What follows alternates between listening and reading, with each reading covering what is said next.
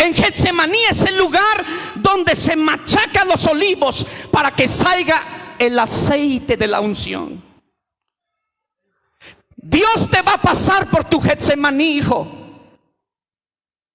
Dios te va a pasar por tu quebranto, por un dolor, por un problema, por una enfermedad. Dios te va a pasar ahí. Por eso Jesús en Getsemaní lloró. Su único alivio era la oración. Porque dice que oró 3 veces y los encontró durmiendo. Los apóstoles estaban cargados de sueño. Tú te vas a enamorar más y vas a valorar más a Dios cuando estás en Getsemaní. En Getsemaní, donde Jesús sintió el verdadero peso del pecado. En Getsemaní Jesús sintió la carga de la gente. En Getsemaní es ahí donde Jesús fue machacado por su propio Padre. Por eso Él agarró el cáliz y dice: Padre, este cáliz lo tomo. No hay otra forma, Señor, para salvar la humanidad. No hay otra forma, hijo. Y 3 veces le preguntó, no es casualidad, 3 veces.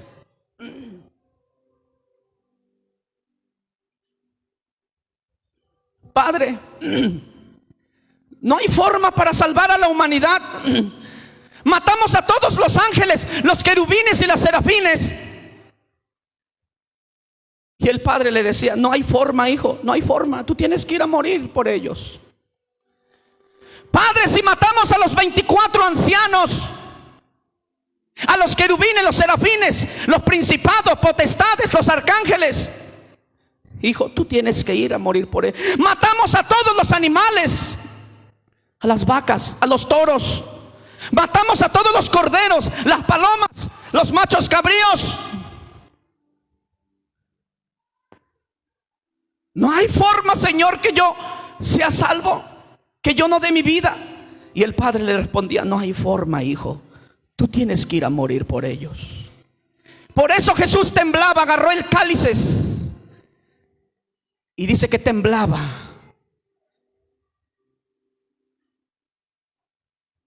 Y la tomó. Ese cáliz contiene los pecados del mundo, las rebeliones del mundo. Él temblaba siendo Dios. Y ahí es donde su Padre lo machacó. Ahí donde Jesús fue quebrantado en su carne. No como Cristo, sino como Jesús, como humano. Aprendió la obediencia hasta la muerte.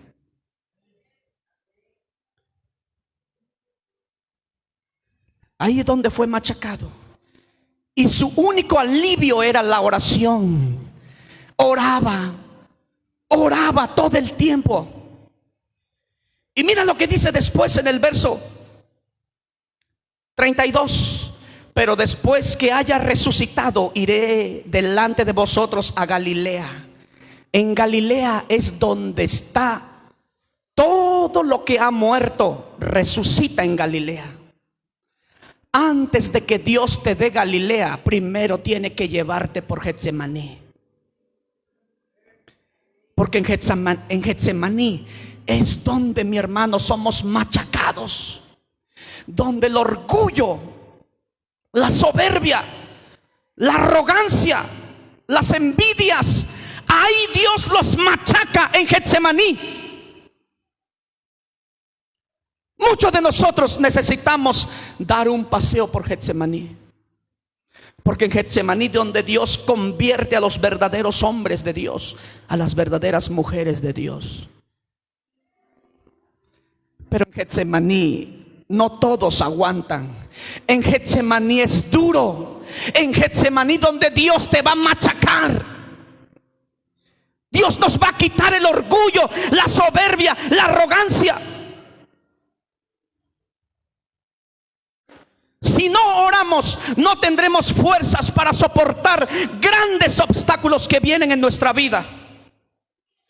Si no hay oración en cada cristiano, no podremos soportar las pruebas ni las luchas que vienen. Por eso hay mucha gente, mi hermano, está jugando con Dios. Pero hoy es tiempo de agarrarnos de Dios y decirle: Señor, yo te necesito a ti. Dice la Biblia que Jesús oraba intensamente: si voy a la cruz o no voy a la cruz. Si él ya sabía tenía que ir a la cruz, entonces ¿por qué oraba? Si él es el Salvador, él ya sabía: tengo que ir a la cruz. ¿Por qué todavía oraba? Dice: no, voy a orar. ¿Sabe por qué oraba? Oraba para soportar el dolor como ser humano. Dolor como ser humano. Por eso Dios nos va a llevar, muchos de nosotros, aún pastores, Dios nos va a llevar a Getsemaní si todavía hay orgullo, hay soberbia, hay arrogancia, o nos creemos más que otros. Dios no le cuesta nada llevarnos a Getsemaní, porque ahí Dios quebranta el orgullo. Ahí donde Dios quebranta la soberbia, ahí donde Dios quebranta todo lo que nos sirve en nosotros, nos quebranta ahí.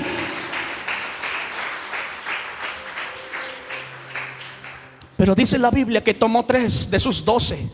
3 tomó: Pedro, Jacobo y Juan, los 2 hijos de Zebedeo. Pedro, Jacobo y Juan, 3. ¿Y sabe lo que les declaró? Verso 37. Y tomando a Pedro y a los 2 hijos de Zebedeo, comenzó a entristecerse y a angustiarse en gran manera. ¿Por qué no los tomó a todos? Porque solamente un padre conoce a quién de sus hijos le va a contar sus problemas. ¿Dónde el pastor a veces necesita desahogarse? ¿Dónde se va a desahogar? ¿Con quién? Por los que están más cerca de él, los que lo van a entender. Por eso les dijo a estos 3. No les dijo a los otros 9, pero a los 3 sí les dijo: mi alma está triste, estoy angustiado hasta la muerte. Por eso él comenzaba a orar. Comenzó a sentir la carga de la gente. Comenzó a sentir el peso del pecado. Y como humano ya no podía aguantar el dolor tan grande. ¿Sabe lo que significa estar triste? Cuando tú estás triste, mis hermanos, tú ya no hablas con nadie. Jesús se sintió triste. Pero dice otra palabra: se sintió angustiado. La palabra angustia significa que tú no tienes decisiones propias, estás indeciso. ¿Cuántas veces nos hemos sentado y nos hemos sentido indecisos? Amén. Por eso, hijos, tenemos que mantenernos firmes. Si Dios nos quiere llevar a Getsemaní, lo vamos a probar. Nos va a probar, pero nos vamos a mantener firmes. ¿Por qué, hijos, nos desanimamos por una prueba? ¿Por qué nos desanimamos porque tengo un problema? ¿O porque no me pagaron en el trabajo? ¿Con eso me voy a desanimar? Si todavía no hemos estado en Getsemaní, Dios los va a llevar a muchos en Getsemaní, porque todavía no somos firmes. Mira lo que dice el verso 31.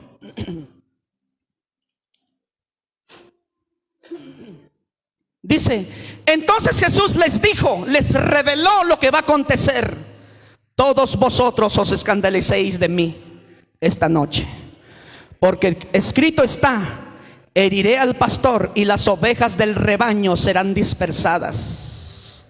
¿Qué dice? ¿Heriré a quién? Heriré al pastor.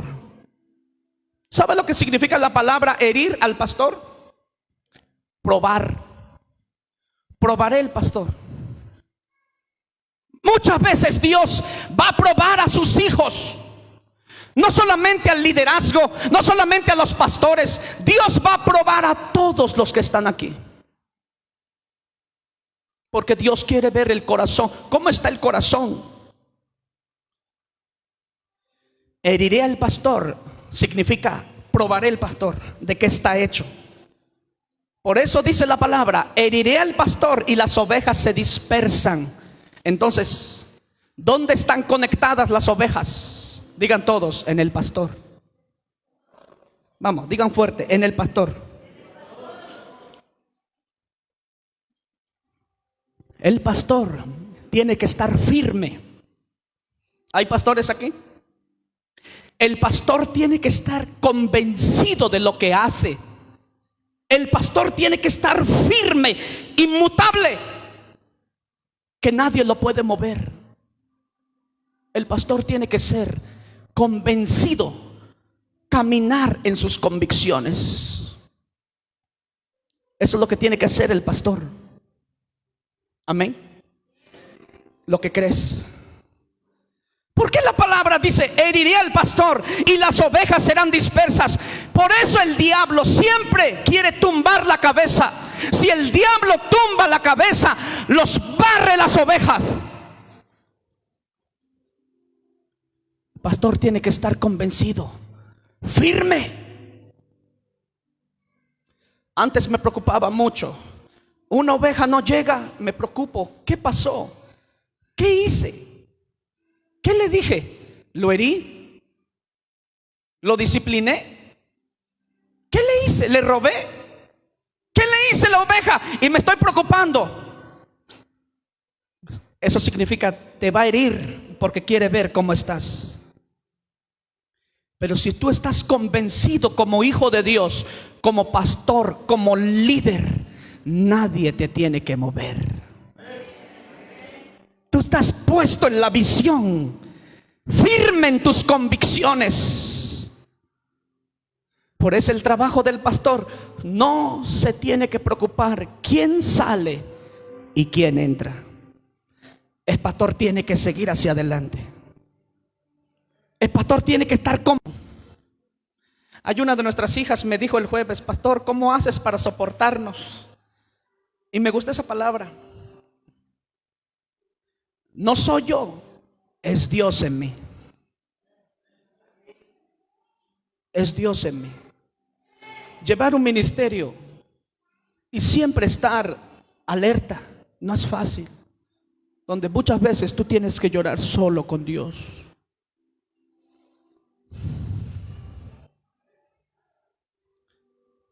Por eso cuando el pastor es herido, el diablo barre todo lo demás. Se metió con Dios y le dijo, solo esto le dijo a Dios: levántate, cámbiate y predica. Levántate, cámbiate y predica. Y empezó otra vez a predicar.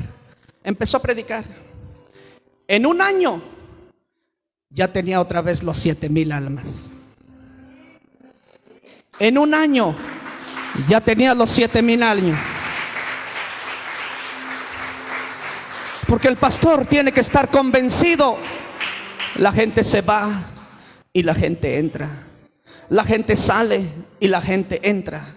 El pastor ya tiene que saber de memoria. Es verdad, nos duele. El que se va, nos duele. Como la hermanita que se fue, ya está invitando a nuestra propia gente para llevarlos a otra iglesia. Los hermanos que se fueron ya están invitando a nuestra gente para llevar a su nueva iglesia. ¿Cómo lo ven ustedes? Si antes le decíamos: hija, vete a evangelizar, vete a visitar, vete a visitar a las almas. Mira, esa señora es de tu edad y bonito vas a hablar con ella. Ve a visitar. No, es que no tengo tiempo. Y el esposo dice: parece que de una vez me obligan aquí en esta iglesia, ya no voy a regresar. Y ahorita, sin que nadie le diga, está visitando nuestras almas, nuestros hijos. Tú, un hermano, le dices: hermanito, vente bonito en la iglesia, vente bonito, cómprate una camisita, una corbatita. Yo siempre les digo a los hermanos: cómprate una corbatita, vístete bonito, vente a la iglesia. O para abrir el servicio, vístete bonito. Cuando se van a otra iglesia, ahí sí se visten bonito. Después de años que tú le estabas diciendo: vístete, cámbiate, haz esto y el otro. Pero van a otra iglesia más lo hacen. Yo le digo, ¿por qué es así? Y hoy pude entender que este es así. Uno lo corrige, si aquí no quiere, va a otra iglesia, rápido lo hace. Se acabaron los amenes. Tú aquí les dices, predica, comparte la palabra, haz filmaciones, predica con el celular, internet y todo, y no lo hacen. Pero van a otra iglesia, el primer día de servicio en sus otras iglesias comienzan a predicar. Entonces yo entendí, por eso ayer Dios me quebrantó. Estaba con él. Este es así. Por eso el pastor tiene que estar firme. Firme, decidido lo que va a hacer. ¿Cuántos dicen amén? Por eso este mensaje tocó tanto mi corazón anoche. No estaba nadie en mi casa. Solo un pajarito en el Tempesclista empezaba a cantar el pajarito. Bonito, no sé qué pajarito era. Y yo decía, sigue cantando. Y yo sigo orando. Los dos vamos a hablar con papá. Y el pajarito sigue, le echaba ganas.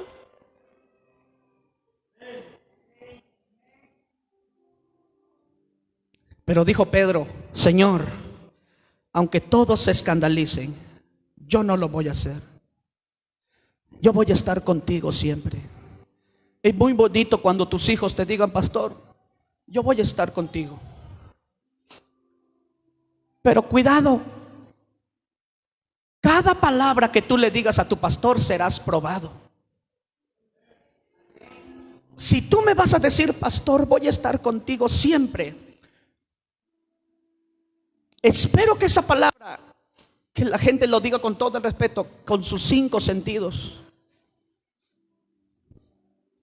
Pastor, voy a estar contigo. No importa lo que pasemos, voy a estar contigo y te lo voy a demostrar. No solamente de palabra, voy a estar contigo. Porque yo lloro, hijo. Yo también soy ser humano. Yo siento la carga. Siento la gente. Por eso Dios me dijo, yo nunca hacía eso. Por eso Dios me dijo, cada persona que se va de la iglesia, yo tengo que hablar por mi testimonio. Porque solamente yo los conozco a ustedes en la iglesia. Pastor, ¿por qué se fue la persona? Antes me preguntaban y yo no les decía nada. No, pregúntale a ellos, no. Hoy lo voy a decir porque yo los conozco a ustedes. Yo sé quién llega tarde, yo sé quién no le está a gusto, yo sé quién le molesta la palabra, yo sé el que no está conmigo, yo sé el que está sentado filtrando el mensaje. Yo sé todo. Por eso el que sale, hablo, porque yo los conozco. Verso 33 dice: respondiendo Pedro le dijo, aunque todos se escandalicen de ti, yo nunca me escandalizaré. Jesús le dijo, de cierto te digo que esta noche, yo no sé cuántas horas pasó de que le dijo, voy a estar contigo. Desde el momento que tú dices, pastor, yo te ayudo, pastor, en ese momento serás probado. En ese momento Dios te va a llevar a Getsemaní. Tan solo el hacer el aseo en la iglesia, Dios te va a llevar a Getsemaní para probarte. Y Pedro le dijo con tanta convicción, y le dijo, Señor, aunque todos se escandalicen, yo voy a estar contigo. Y Jesús le dice, sí, pues esta noche me negarás. Mira, qué palabra. ¿Qué palabra más exacta? No le profetizó, sino que le dijo una palabra de otra dimensión. Tú dices que vas a estar conmigo, pero hoy me vas a negar 3 veces. ¿Cuántos dicen amén?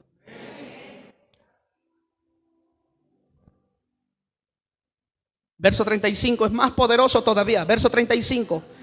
Pedro le dijo, aunque me sea necesario morir contigo, no te negaré. Entonces Jesús está mintiendo. Y todos los discípulos dijeron lo mismo. Mira lo que dijeron: vamos a ir a la muerte contigo. Escucha lo que le voy a decir. Esta palabra Dios me ministró tanto ayer. Y Dios, ¿sabe lo que Dios me dijo? Los pastores tienen que soportar los Pedros. Amén. Los pastores tienen que soportar los Pedros para que Él te pueda dar un Pablo.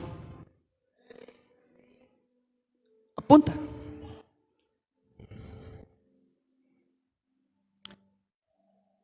Es necesario soportar a los Pedros para que Dios te dé un Pablo.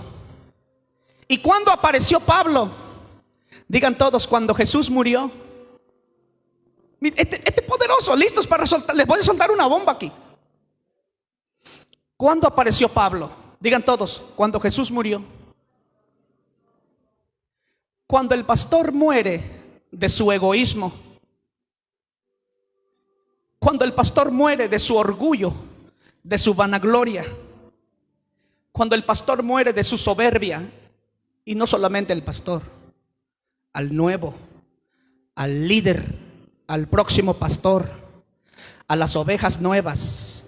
Si nos morimos, si tú te mueres en tu orgullo, en tu soberbia, en la arrogancia, en la envidia, Dios te va a dar un Pablo.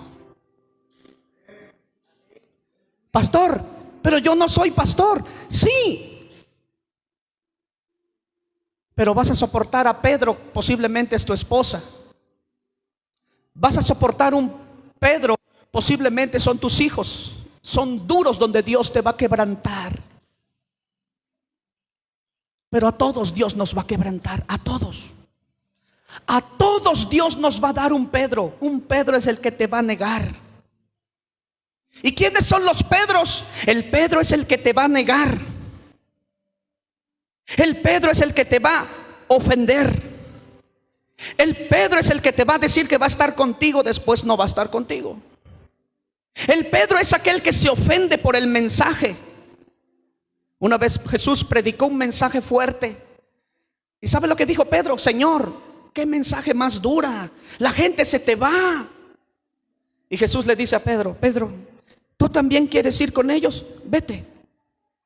El Pedro es el que le duele el mensaje. Pedro es el que le duele que lo desafíen. Pedro es el que le duele que le digan algo, que lo disciplinan, que lo corrijan. Esos son los Pedros. Pero dile a tu vecino, dile, es importante soportar a Pedro para que Dios nos dé un Pablo.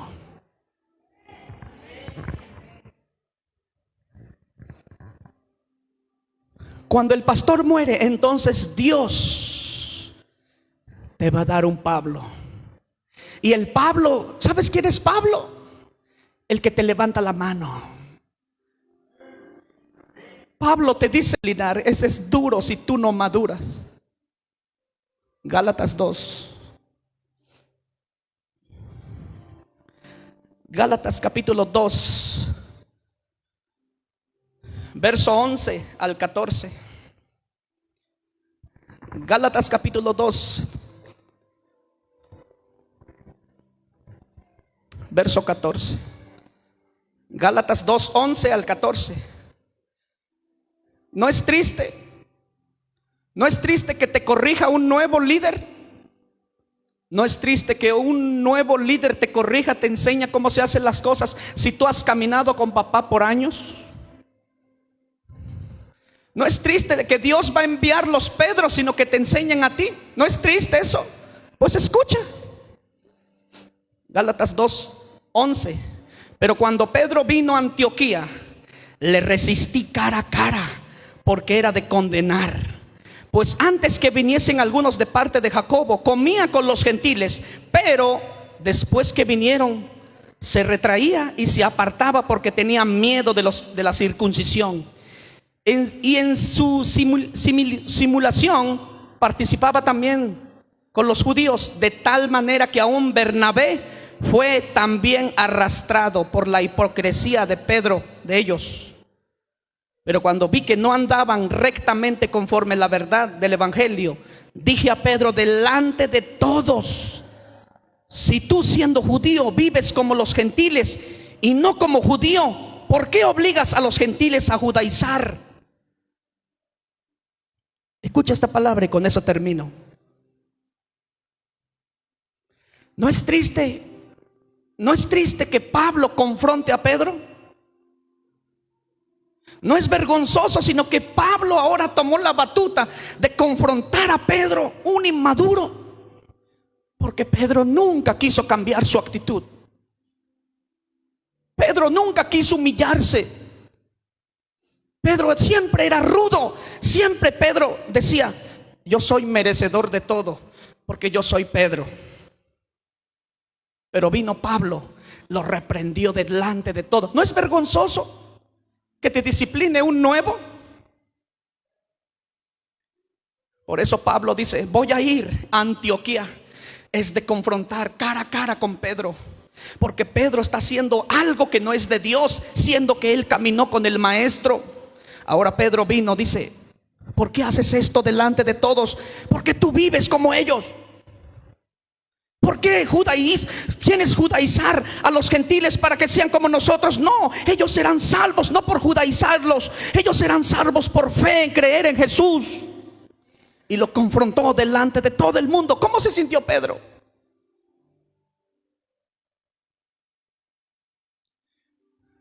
Dios va a levantar a Pablos para confrontar a los Pedros. Y ese es duro. Sino que otro venga, que nos confronte a nosotros. Otro venga, nos discipline a nosotros. Porque a veces no queremos cambiar.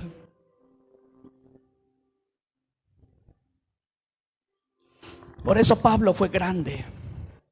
Él estaba dispuesto a morir. Todos los de mi gente, dice, yo he puesto por basura. Ahora estoy dispuesto a morir para mi Señor. Estos son los Pablos. Estas son la gente que vive bajo convicción y dicen: yo le seguiré. Los Pedros son los que se molestan por cualquier cosa. El Pedro es el que nunca quiere cambiar. Pero los Pablos son los que se levantan y van y siguen hacia adelante. Así que si Dios te está llevando por Getsemaní, no te quejes. Getsemaní es una bendición. Cuando termines de estar en Getsemaní, Dios te va a dar y te va a llevar a Galilea. ¿Sabes dónde es Galilea? Donde Jesús resucitó. ¿Por qué Jesús no les dijo: voy a resucitar en Samaria? Voy a resucitar en Corinto. Porque en Corinto eran los más idólatras. Porque en Corinto, donde habían muchos apóstoles, pastores y profetas intelectuales. En Éfeso, en Samaria. ¿Por qué Jesús tiene que decir: me van a alcanzar en Galilea? Porque en Galilea Jesús resucitó. Eso da a entender que cuando Jesús te pase por Getsemaní, por tu proceso, por tu dolor, por tu quebrantamiento, donde Dios quebrante el viejo hombre, Dios te va a llevar a Galilea, donde todo lo que ha muerto resucita. ¿Qué es lo que ha muerto en usted?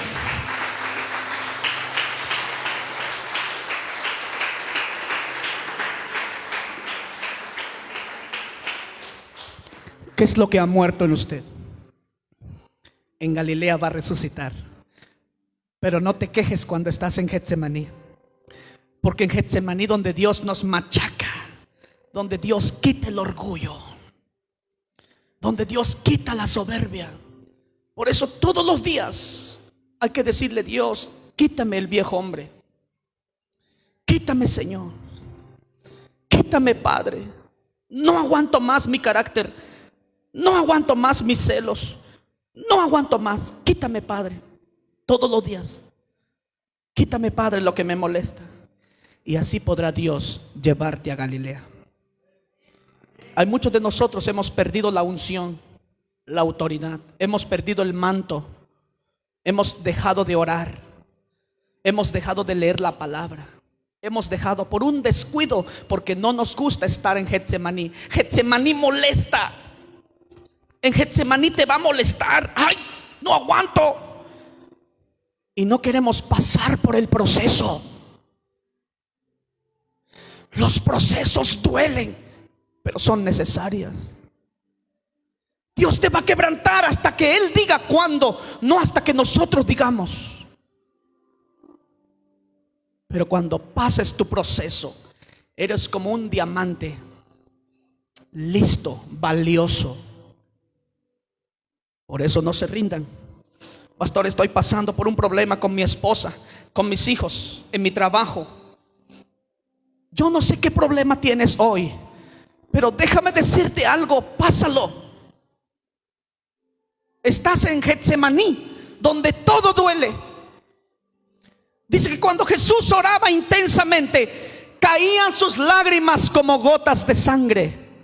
Porque en Getsemaní duele, donde Dios quebranta el viejo hombre, el viejo machista, el viejo que éramos antes, lo quebranta y nos pule, nos va curtiendo poco a poco hasta ser un hombre de Dios, una mujer de Dios. Donde ya la crítica ya no nos molesta, donde ya el señalamiento ya no nos hace cosquillas, porque ya somos maduros. Dile a tu vecino, dile, pasa tu Getsemaní. Vamos, dile una vez más, dile, tienes que pasar por Getsemaní. Para que Dios te use, tienes que estar en Getsemaní. Dios nos tiene que quebrantar. Yo no sé cuántos están pasando por Getsemaní, pero yo quiero orar por todos ustedes. Voy a orar como dijo nuestro Señor Jesucristo, le dijo a Pedro. Él no pudo creer, no entendía. Pedro, Satanás pidió tu alma para zarandearte como a trigo, pero yo he rogado por ti para que tu fe no falte. Eso es lo que voy a hacer hoy. Voy a orar por ti para que pases tu Getsemaní. El altar está abierto. Pasen todos, por favor. Quiero orar, quiero declarar esta palabra, lo que me dijo el Señor anoche. Pasen todos, por favor. Jóvenes, estás pasando por alguna prueba o vas a pasar, pero es necesario que alguien interceda por ti. Vamos, está abierto.